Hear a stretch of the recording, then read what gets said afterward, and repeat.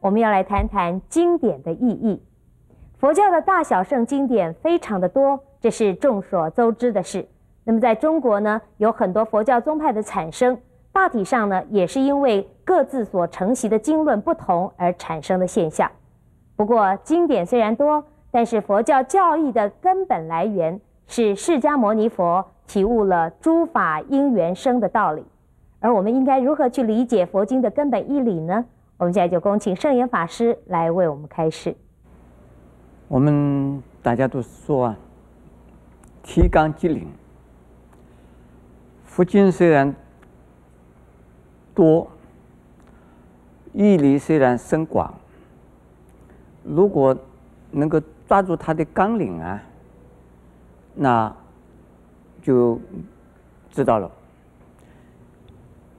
门虽然多，如果有一把锁匙啊，你开到一个门呢，那就能进来了。所以佛经的要义啊，究竟是什么呢？佛经的要义是这个样子的，一个是呢，属于心的分析。另外一个呢，是属于烦恼的化解。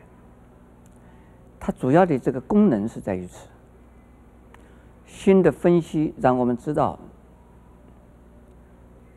我们生存的环境、生存的世界是怎么一回事。烦恼的化解呢，是让我们呢能够在痛苦不已的生死苦海之中得到解脱，它的目的在于此。那佛法是不是有一定的法？看起来好像是所谓深广如大海，往往看到佛经呢，三藏12部有望洋兴叹呢，不知道从何着手的感觉。特别是有一部大藏经呢，在放在面前，这个大藏经里边呢，有那么多的经典，就是你一生一世你全部看完，你还是没看懂它。就是一部论一部经，你要钻经呢，也不容易钻透。那究竟怎么办呢？我看佛经呢，我是如古人所说不求甚解，好读经而不求甚解。喜欢读经，经里边究竟是什么？我不做肯定，说我理解的这就是佛说的意思。我就是我知道多少，我就觉得这个经不错，对我有用，我觉得不错。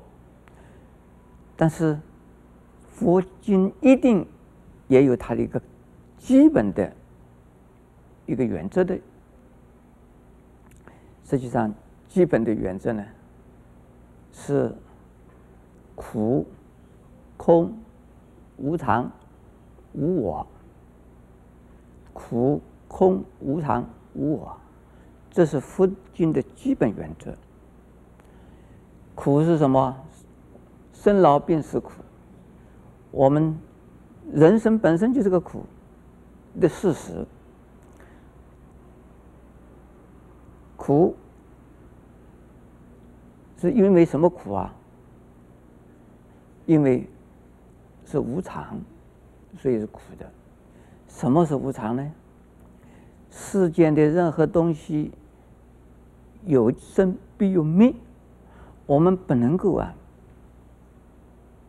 保全、保持、保安，没有办法，没有安全感。我们生在世界上，有没有绝对的安全的地方？有安全的方法，有安全的时间呢？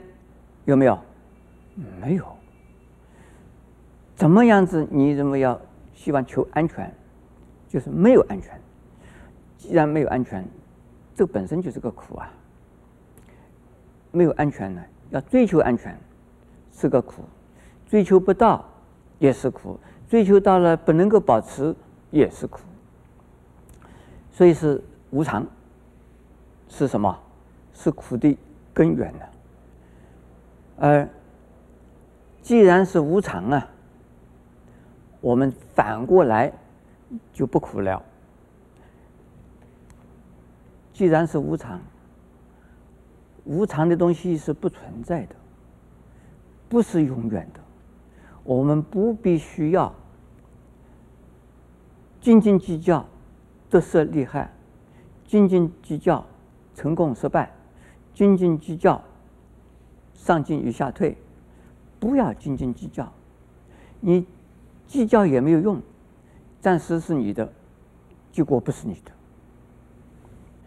因为一切的都是无常的，你的功德你不要把它当成是功德看，这样子的时候，功德也是空的，苦也是空的。如果能够到了这个程度的话，这个叫什么？是有智慧的人，这个是得解脱的人。得了解脱的人，是不是还在人间？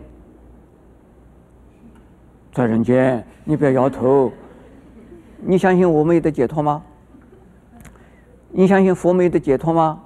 罗汉没有得解脱吗？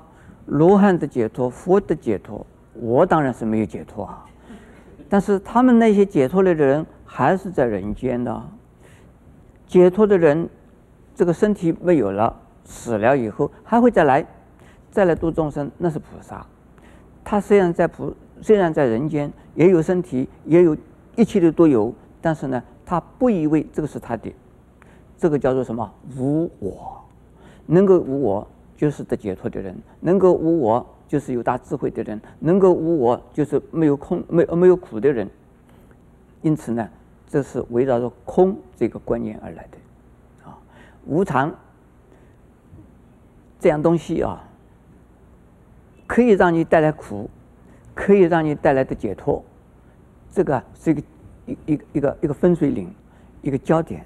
有智慧的人看到无常就放下了的解脱，没有智慧的人看到无常就痛苦。所以佛经，一切的佛经呢，基本的道理就是这个四个字：苦、空、无常、无我。能够得到了这个4个条件的话，你就是得到了全部佛经的精义。佛经很多，不管怎么样看，你不要离开这个4个，不要离开这个4个主要的观念呢，那你就没有离开佛经。